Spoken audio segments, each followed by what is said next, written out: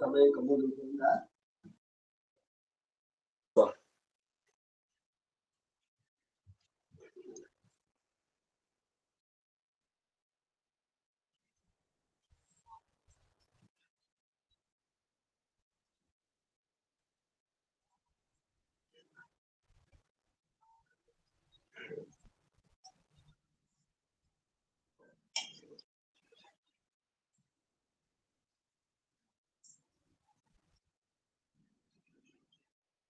ओम सूर्यो ज्योतिर्ज्योति सूर्यः स्वाहा। ओम स्वाहा स्वाहा। ओम स्वाहा सूर्या सूर्यो ज्योतिः स्वाहा। स्वाहा ओम सजुर्देवेन सवित्रा सजुरुषचेन्द्रवत्या जुषाणः सूर्यो वेतु स्वाहा। ओम स्वाहा ఇప్పుడు మళ్ళొకసారి సూర్యోజీశ్వరు చెప్పి కలవడం నేర్చుకోండి. ఓం సూర్యో జ్యోతి. చెప్పాలా ఓం గురుగారు? సూర్యో జ్యోతి జ్యోతి సూర్య స్వాహ. ఓం సూర్యో జ్యోతిర్జ్యోతి సూర్య ఓం సూర్యో వర్చో జ్యోతిర్వర్చః స్వాహ. ఓం ఓం జ్యోతి సూర్య సూర్యో జ్యోతి స్వాహ. ఓం సజుర్దేవే ఓం సజుర్దేవేన సవిత్రా జుషసేంద్రవత్యా జుషానః సూర్యో వేతు స్వాహ. సజుషేంద్రవస్య. ఓం సజుర్దేవేన సవిత్రా భూరగ్నయే సజుషసేంద్రవత్యా జుషానః సూర్యో వేతు స్వాహ. సజుర్దేవేన సవిత్రా సజురుషసేంద్రవత్యా జుషానః సూర్యో వేతు స్వాహ. తర్వాత ఓం భూరగ్నయే ప్రాణాయ స్వాహ. ఓం స్వాహ. ఇదమగ్నయే ప్రాణాయ ఇదం న మమ. ఓం భువర్వాయవే పానాయ స్వాహ. ఓం స్వాహ.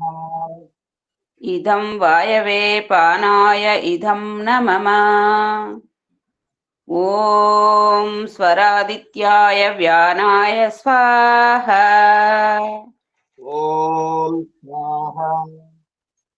ఇదమాదిత్యాయ వ్యానాయ ఇదం న మమ. ఓం భూర్భువః స్వరగ్నివాయవ్యాదితేభ్యః ప్రాణాపానవ్యానేభ్యः స్వాహ. ఓం స్వాహ.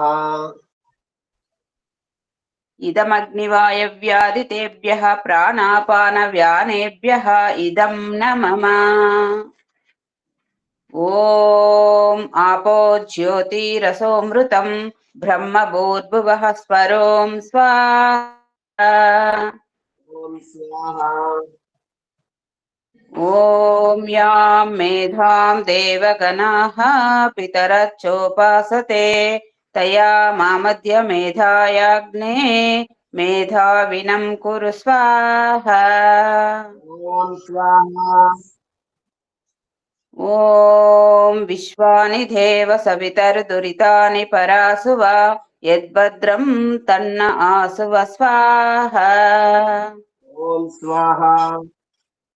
ఓం అగ్నేనయ సుపథారాయే అస్మాన్ విశ్వాని దేవ వయునాని విద్వాన్ యుయోధ్యస్మ జుహురానమేనో భూయిష్టాం తే నమముక్తిం విధేమ స్వాహ.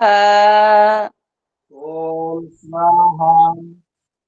ఓం భూర్భువః స్వః తస్సవితుర్వరేణ్యం భర్గో దేవస్య ధీమహి ధియో యోన్నః ప్రచోదయాత్ స్వాహ.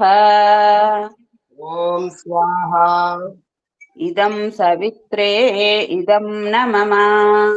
ఓం త్రయంబకం యజామహే సుగంధిం పుష్టివర్ధనం ఉర్వారుకమివ బంధనాన్ మృత్యోర్ముక్షీయమామృతాత్. త్రయంబకం యజామహే సుగంధిం పతివేదనం ఉర్వారుకమివ బంధనాదితో ముక్షీయమామృతః స్వాహ. ఇదం రుద్రాయే ఇదం న మమ. ఓం అగ్నిమీలే పురోహితం యజ్ఞస్య దేవమృద్విజం హోతారం రత్నదాతమం స్వాహ. ఓం స్వాహ. ఇదం అగ్నయే ఇదం న మమ. గురువుగారు ధన్యవాదములు గురువుగారు. నమస్కారం. పరమేశ్వరుని యొక్క ఆశీర్వాదంతో ఆ దేవదేవుని కృపా కటాక్షాభిసిద్ధిస్తూ ఏనా జీవన్ బాబు నీది ప్రారంభం కాలేదా నానా జీవను? చలో. ఓం నమ శంభవాయ చ మయోభవాయ చ నమ శంకరాయ చ మయస్కరాయ చ నమ శివాయ చ శివకరాయ చ స్వాహా.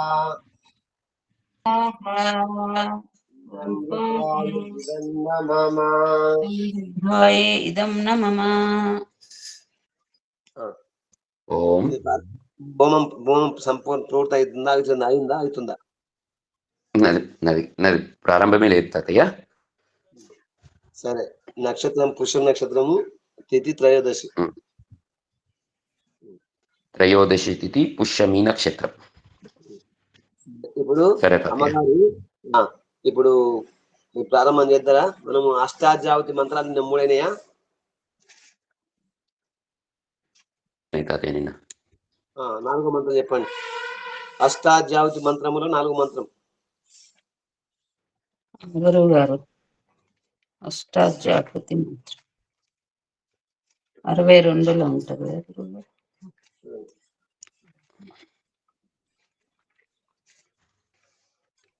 గురుగారు 4వదా గురుగారు? 1 2 3 4. ఓం శ్రీ గురుభ్యో నమః. ఓం తత్యాయామి బ్రహ్మణా వంధమానస్తదా శాస్తే యజమానో హవేర్భిః అహేళమానో వరుణేహ బోధ్యో వృషం సమాన ఆయుః ప్రమోషీ స్వాహా. మోషీ స్వాహా. ఇదం అగ్నయే ఇదం న మమ. మీరు చెప్తారా? 5వ మంత్రం చెప్తారా అమ్మగారు?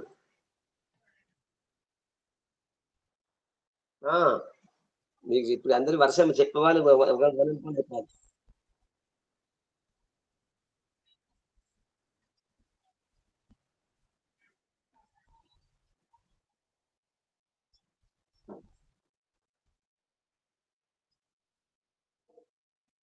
ఓం స్వాహా.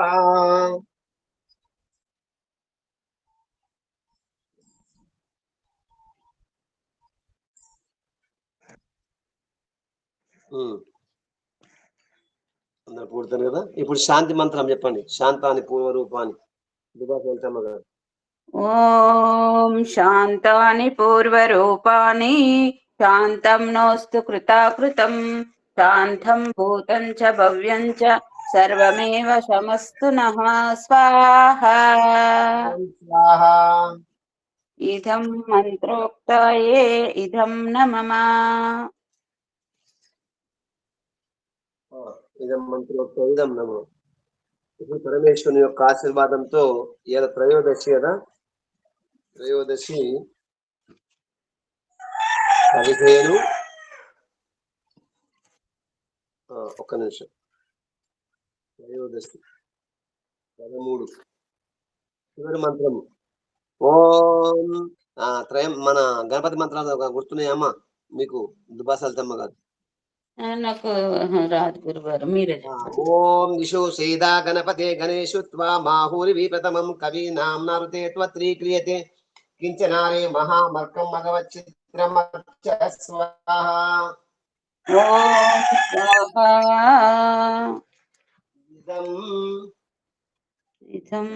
ఇదం ఇంద్రాయే ఇదం న మమ. ఇంద్రాయే ఇదం న మమ. ఇప్పుడు 12వ మంత్రము లక్ష్మీ సూక్తంలో. గురుగారు చెప్తాను గురుగారు. లక్ష్మీ సూక్తం.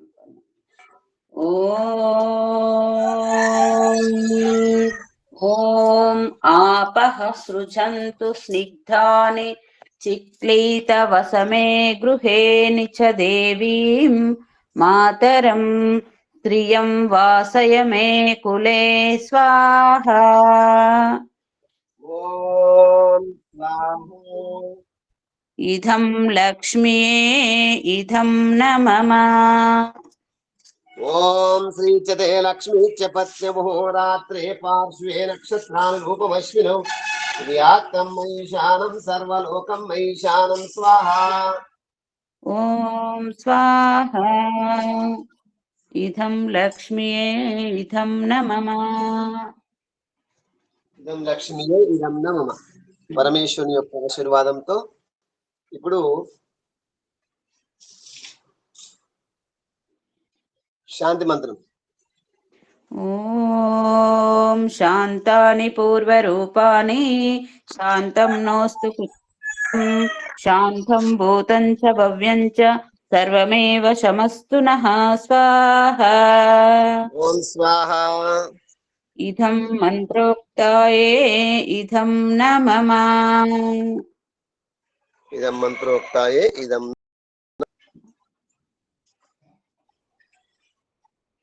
పరమేశ్వరుని యొక్క ఆశీర్వాదంతో ఇప్పుడు 8 ముందు 24వ మంత్రము ఈశ్వరాశుద్ధి 4వ మంత్రం. గురువు గారు ఓం యః ప్రాణతో నిమిషతో మహిత్వైక ఇద్రాజా జగతో బభూవ య ఈశే అస్య ద్విపద చతుస్పదః కస్మై దేవాయ హవిషా విధేమ స్వాహా.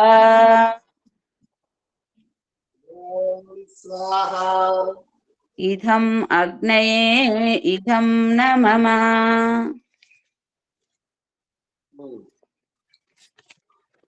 ఇప్పుడు స్వస్తి వాచనంలో 28, శాంతి ప్రకరణంలో 28.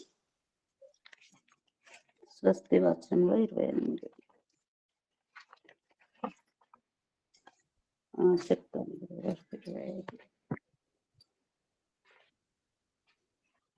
గురువుగారు 28 కదా. ఓం భద్రం కర్ణేభిః శృణుయామ దేవా భద్రం పశ్యేమాక్షభిర్యజత్రః స్థిరైరంగైస్తుష్టువాం సస్తమాభిర్యశేమహి దేవహితం యదాయుః స్వాహా. ఇదం అగ్నయే ఇదం న మమ. శాంతి ప్రకరణంలో 28.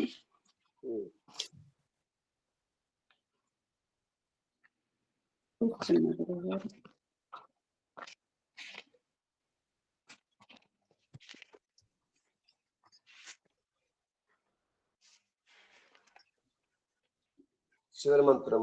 ఓం అభయం మిత్రాధభయం మమిత్రా అభయం మిత్రాధభయం మిత్రాధభయం జ్ఞాతాధభయం పరోక్షాత్ అభయం నక్తమభయం దివానః సర్వా ఆశా మమ మిత్రం భవంతు స్వాహా.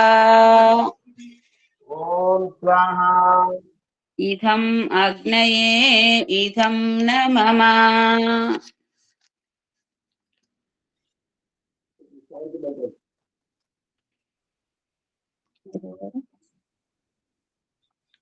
ఓం శాంతి మంత్రం. శాంతాని పూర్వరూపాని శాంతాని పూర్వరూపాని శాంతం నోస్తు కృతాకృతం శాంతం భూతం చ భవ్యం చ సర్వమేవ శమస్తు నః స్వాహా.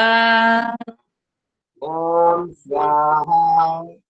ఇదం మంత్రోక్తాయే ఇదం న మమ. మంత్రోక్తాయే. ఓ ఇప్పుడు త్రయంబకం విశ్వాందేవ మంత్రం. త్రయంబకం యజామహే సుగంధిం పుష్టివర్ధనం ఉర్వారుకమివ బంధనాన్ మృత్యోర్ముక్షీయమామృతాత్. త్రయంబకం యజామహే సుగంధిం పతివేదనం ఉర్వారుకమివ బంధనాదితో ముక్షీయమామృతః స్వాహా. ఓం స్వాహా. ఇదం రుద్రాయే ఇదం న మమ. ఓం విశ్వాని దేవ సవితర్దురితాని పరాసువ యద్భద్రం తన్న ఆసువ స్వాహా. ఓం స్వాహా. ఇదం అగ్నయే ఇదం న మమ. ఓం వేదాహమేతం పురుషం మహాంతమాదిత్యవర్ణం తమసః పరస్తాత్ త్వమేవ విదిత్వాతి మృత్యుమేతి नान्यः पन्था विद्यते अयनाय स्वाहा ॐ स्वाहा इदम् अग्नये जिदन्न मम अग्नये इदं न मम ॐ ईशावास्यमिदं सर्वं यत्किञ्च जगत्यां जगत् तेन त्यक्तेन भुञ्जीत मा गृधः कस्य स्विद्दनं स्वाहा ॐ स्वाहा इदम् आत्मये इदं न मम इदम् आत्मये इदं न मम ॐ कुर्वन्नेवेह कर्माणि जिजीवेशतं समाः इदं त्वयि नान्यतेतोऽस्ति न कर्म लिप्यते नरे स्वाहा ॐ स्वाहा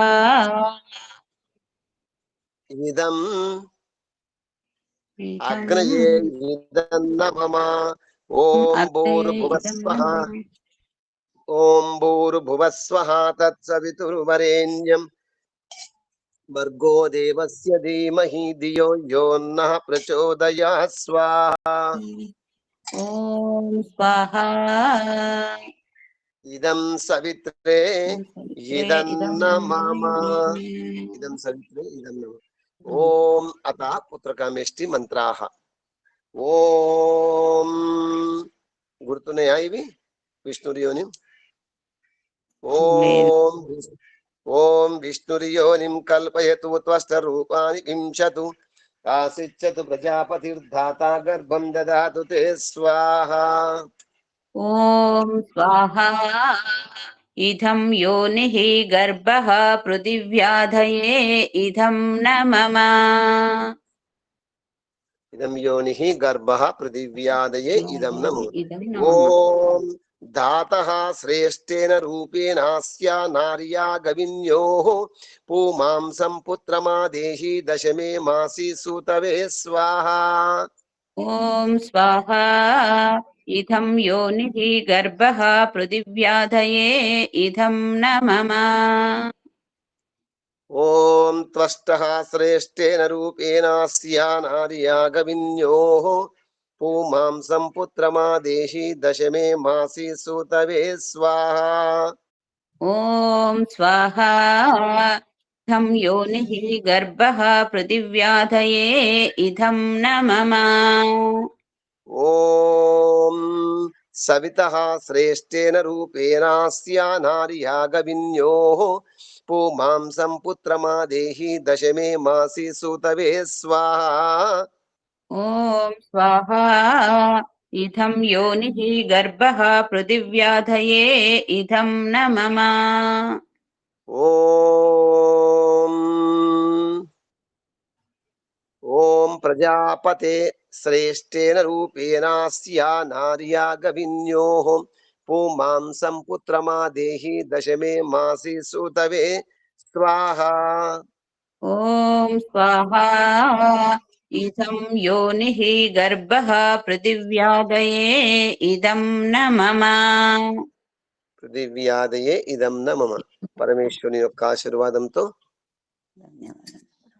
ఇప్పుడు అందరూ జీవన్ బాబు అందరూ కూడా స్రవంతమ్మ చెప్పండి తిథి నక్షత్రం చెప్పండి ఓం పౌర్ణమి తిథౌ స్వాహా ఓం స్వాహా ఇదమగ్నే ఇదం న మమ ఓం విశ్వేభ్యో దేవేభ్యః స్వాహా ఓం స్వాహా ఇదమగ్నే ఇదం న మమ ఓం స్వాతి నక్షత్రాభ్యాం స్వాహా ఓం స్వాహా ఇదమగ్నయే ఇదం న మమ ఓం వాయవే స్వాహా ఓం స్వాహా ఇదమగ్నయే ఇదం న మమ ఓం ఓం విద్యాతిథౌ తదియాతిథౌ స్వాహా స్వాహా ఓం స్వాహా ఇదమగ్నయే ఇదం న మమ ఓం ఓం త్రస్త్రే విష్ణవే స్వాహా స్వాహా ఓం స్వాహా ఇదమగ్నే ఇదం న మమ. ఓం ఓం ఉత్తరాషాఢ అనురాధ నక్షత్రాభ్యం నక్షత్రాభ్యాం స్వాహ. ఓం స్వాహ. ఇదమగ్నయే ఇదం న మమ. ఇదమగ్నయే ఇదం ఓం నమః. మిత్రాయ ఓం స్వాహ. విష్ణురుద్రః ఓం స్వాహ. స్వాహా. ఇదమగ్నయే ఇదం న మమ. ఓం విద్యాతిథౌ స్వాహా. ఓం స్వాహ. ఇదమగ్నయే ఇదం నమః. ఓం త్వష్ట్రే స్వాహా. ఓం స్వాహ. ఇదమగ్నయే ఇదం నమః. ఓం పూర్వ ఉత్తర మకర ఓం మృగశీర్ష నక్షత్రాభ్యాం స్వాహా. ఓం స్వాహ. ఇదమగ్నయే ఇదం నమః. ఓం సోమాయ స్వాహా. ఓం స్వాహ. ఇదమగ్నయే ఇదం నమః. ఓం మృత్యుంజయ మహామంత్రము. ఓం త్రయంబకం త్రయంబకం యజామహే యజామహే సుగంధిం సుగంధిం పుష్టివర్ధనం పుష్టివర్ధనం. ఉర్వారుకమివ బంధనాన్ ఉర్వారుకమివ బంధనాన్ మృత్యోర్ముక్షీయమామృతాత్. మృత్యోర్ముక్షీయమామృతాత్. త్రయంబకం యజామహే త్రయంబకం సుగంధిం యజామహే పతివేధనం. సుగంధిం పతివేదనం. ఉర్వారుకమివ ఉర్వారుకమివ బంధనాదితో బంధనాదితో ముక్షీయమామృతః ముక్షీయమామృతః. స్వాహా. ఓం స్వాహ. ఇదం రుద్రాయే ఇదం న మమ. సరస్వతి మహామంత్రము. ఓం ఓం ఓం యాం మేధాం దేవగణాః పితరశ్చోపాసతే పితరశ్చోపాసతే తయామామధ్య మేధాయాగ్నే మేధావినం కురు మేధావినం కురు స్వాహా. స్వాహా. ఓం స్వాహ. ఇదం ఇదం సరస్వత్యాయే సరస్వత్యై ఇదం న ఇదం మమ. నమః. గాయత్రి మహామంత్రము. ఓం ఓం భూర్భువః స్వః భువస్వ తత్సవితుర్వరేణ్యం తత్సవితుర్వరేణ్యం భర్గో భర్గో దేవస్య దేవస్య ధీమహి ధీమహి ధియో యో నః ధియో యో ప్రచోదయాత్. ప్రచోదయాత్. స్వాహా. స్వాహా. ఓం స్వాహ. ఇదం ఇదం సవిత్రే సవిత్రే ఇదం న ఇదం మమ. గురుగారు ధన్యవాదములు గురుగారు. పరమేశ్వరుని యొక్క ఆశీర్వాదములు.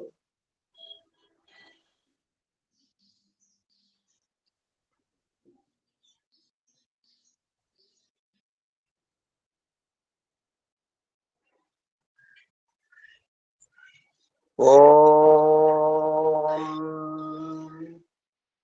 ఓం అపాని వామపా విశ్వమనాహుతి మపారాతిం దుర్విదాత్రయతః ఆరే దేవాద్వేషో అస్మద్గోతు గౌరుణః శర్మ యచ్చతః స్వస్తయే స్వాహా.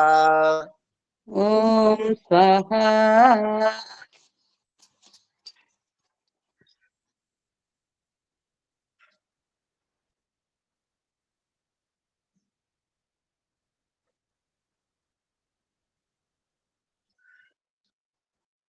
ఇదమగ్నయే ఇదం న మమ. ఇదమగ్నయే ఇదం న మమ.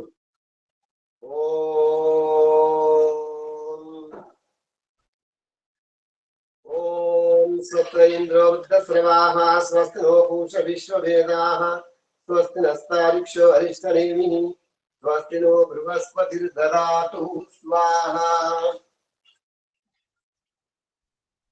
స్వాహా. ఇదం అగ్రయే ఇదం న మమ. ఇదం న మమ. ఓం సనో బంధుర్జనితా సవిధాతా ధామాని వేద భువనాని విశ్వ యత్ర దేవామృతమానశానా శృతి దామాన్ అధ్యైర్యంతః స్వాహా. ఓం స్వాహా.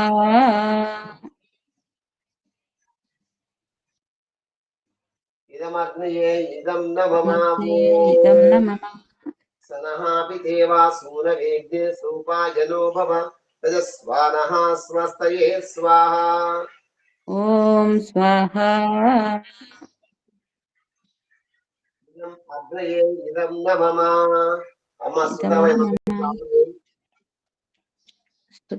చెప్పాలా గురుగారు? చెప్పండి చెప్పండి.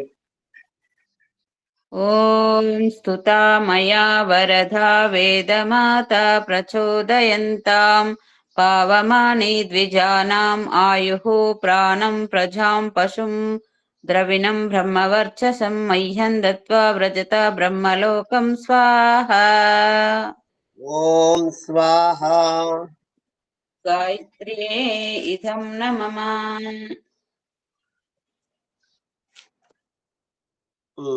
తర్వాత వసో పవిత్రమసి. వసో పవిత్రమసి చెప్తాను. ఓం ఓం వసోః పవిత్రమసి. సర్వం వైపూర్ణం తర్వాత ఉంటది. చెప్తాను గురుగారు. ఓం వసోః పవిత్రమసి శతధారం వసోః పవిత్రమసి సహస్రధారం దేవస్త్వా సవితా పునాతు వసోః పవిత్రేణ శతధారేణ శుష్వా కామదుక్షః స్వాహా. ఓం స్వాహా. ఇదం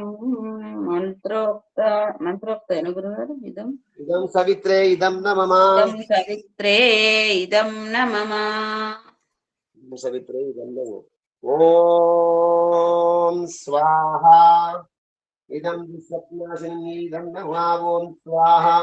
ఇదం పూషాదమంత్రోక్త ఇదం నమః. ఓం స్వాహా. ఇదమాపయే ఇదం నమః. ఓం స్వాహా. ఇదం వాస్తవస్పదే ఇదం నమః. అమ్మ అన్నము నెయ్యి. ఓం యదస్య కర్మణ.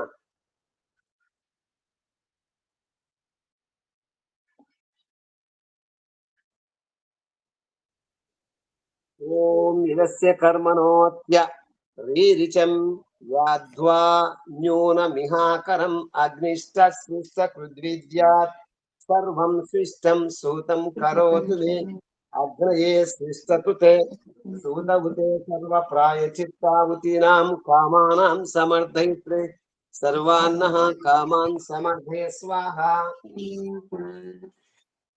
ఇదమగ్నయే సృష్టతుతే ఇదం నమః. ఓం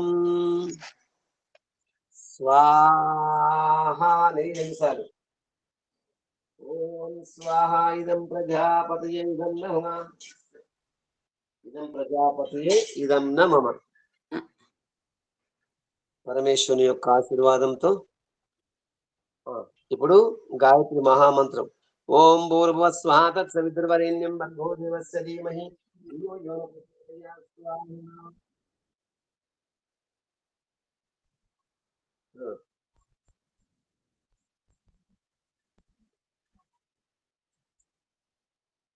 ఓం స్వాహా.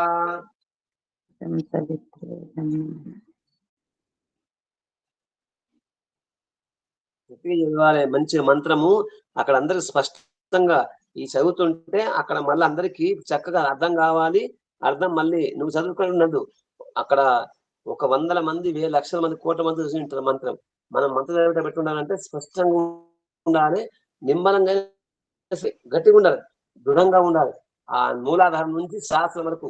ఓం భూర్భువస్వః తత్సవితుర్వరేణ్యం భర్గో దేవస్య ధీమహి ధియో యో నః ప్రచోదయాత్. స్వాహా. ఇదం చరిత్రే ఇదం నమః.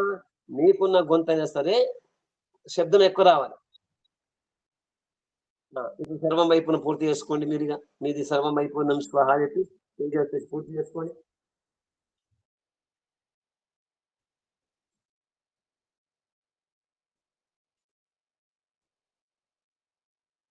శబ్దం కొంచెం ఎక్కువ రాని శబ్దం.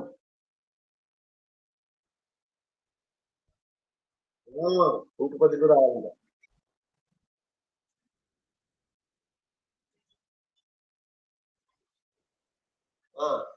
మీ మాట మీకే అందరికీ మాట వినాలా.